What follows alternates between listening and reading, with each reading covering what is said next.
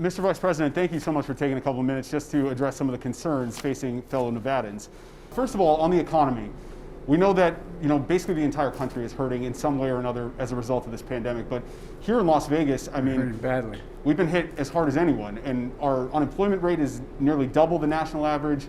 The Las Vegas Strip is nowhere near where it was before the pandemic. What can you, sir, do in office to help out tourism and hospitality-based economies like what we have here in Las Vegas? First of all, I laid out a plan dealing with COVID all the way back in March. This president has walked away from that responsibility. Matter of fact, done the opposite. He said, by the way, everything's fine. It's a blessing he got. I mean, it's been crazy. There's been no national guidance. And I've laid out in detail how we can open our schools, how we should be opening our businesses. We should be providing, there's money that's been passed by the United States Congress that the Senate refuses to deal with, that says that we're going to be able to provide for extended unemployment insurance, provide for the kind of PPE that is needed for businesses and schools to open, sanitation, making sure we have ventilation in schools, all the things that could be done that could ease the burden on people right now. Extended unemployment insurance. There's 20 million people, 20 million people who are worried about whether or not they're going to be able to pay their mortgage this month. And probably 2-3 times that many people they're going to worry about being thrown out in the street because they can't pay their rent. And food insecurity in your state. And what are we doing? The president either was before he was out hiding in his bunker in the White House, or out in his bunker on his golf course till he got ill. This is crazy. No president has ever, in my experience, in the middle of a crisis, refused to bring the parties together to try to get something worked out. And my guess is because, according to my sources, and Senator McConnell can't pass anything in the Senate because he has 20 or 30 of the Tea Party guys who say they vote for nothing. This is crazy. Think of what we could be doing right now to give peace of mind to all those people. You have 13.678% unemployment. Those people are worried where they can put food on the table. Food on the table.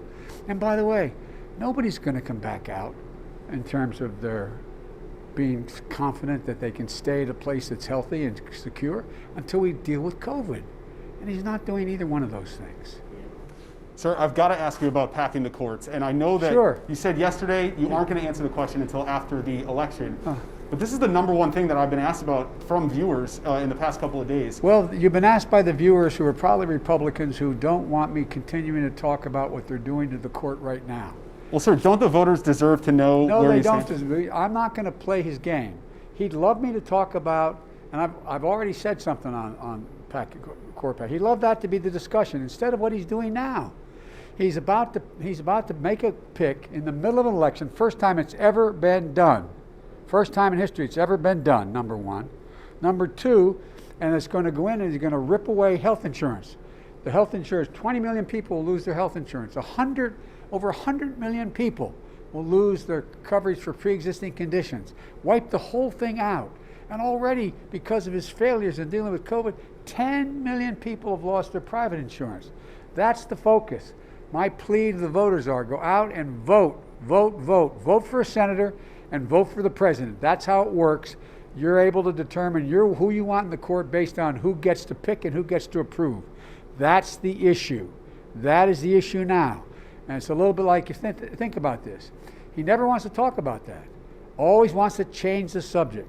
He is such an interesting guy that what he does, he always wants to take the eye off the ball. Change the subject. I'm not going to play his game. And sir, when it comes to bringing the country together, because I think both sides will agree that we're more divided now than we've ever been. Absolutely. But I'm just curious, when I hear the two sides arguing, to me it sounds like one side presents their argument and their set of facts, and then the other side finds some other source that presents the other side and says your side's fake news. Well, first of all, you've never heard me talk about fake news, number one. Why is that? Number two, because it's not fake. You guys are real. You're doing the best you can. You're dealing with the facts. Secondly, no other president has ever had so many people documented. He's had, 600, 800, whatever, 1,000 lies he's told. Everybody knows he lies. But that's not the issue. The issue is I'm confident that we can, in fact, bring things back together. I've been told that, Joe, you used to always be able to do that. That was your reputation, cooperating with Republicans. Things have changed. They haven't changed. They haven't changed. What's changed is the decision to change it. It's become, politics has become so petty and so dirty. And what's happened is the president is so vindictive, Republicans who know better are afraid to cross him because he goes after them. With him gone, things will change. And I'll tell you why.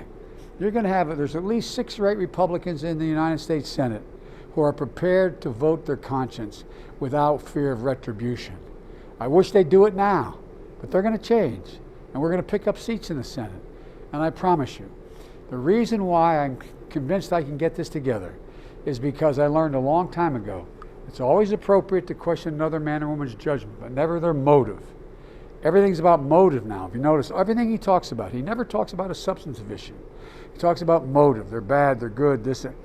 And so if I say to you, we need to deal with infrastructure.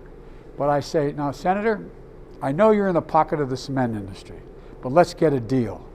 No shot. But if I don't go to your motive and say, I know we disagree, let's see if we can work it out. We can get things done, I promise you.